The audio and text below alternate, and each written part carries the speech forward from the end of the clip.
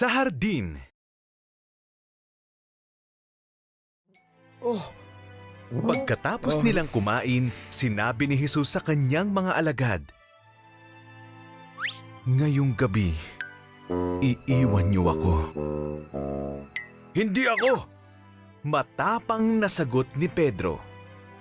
"Hindi kita iiwan, Jesus."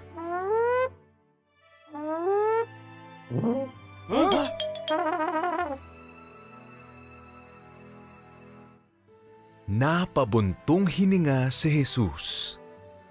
Bago tumilaok ang mga manok sa umaga, 3 beses mo akong ipagkakaila. "Mamamatay akong kasama ka bago ko gawin yun," sabi ni Pedro. Nang makarating sila sa hardin ng Getsemani, sinabihan ni Jesus ang kanyang mga alagad na samahan siyang manalangin. Ang mga alagad ay pagod. Sila ay nakatulog. Mag-isang nanalangin si Jesus sa Ama. Alam ni Jesus na gusto ng mga kaaway niyang ipapatay siya. Alam din niya na ang mamatay ay plano ng Diyos para sa kanya.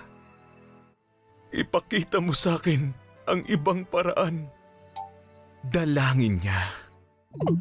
"Kung hindi man, gagawin ko ang sinasabi mo."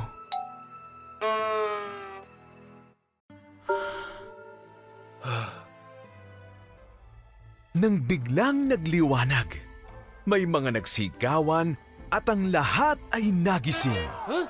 Ang mga tao na pinadala ng mga pinuno ng relihiyon ay galit na dumating. Hinagka ni Judas si Jesus upang ipakita kung sino ang kailangang hulihin.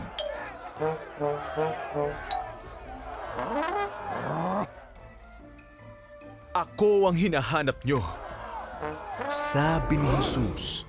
Nang sinabi niya ito, napaatras silang lahat at sumubsob sa lupa. Pagkatapos ay dinakip nila si Jesus at dinala sa mga pinuno ng relihiyon.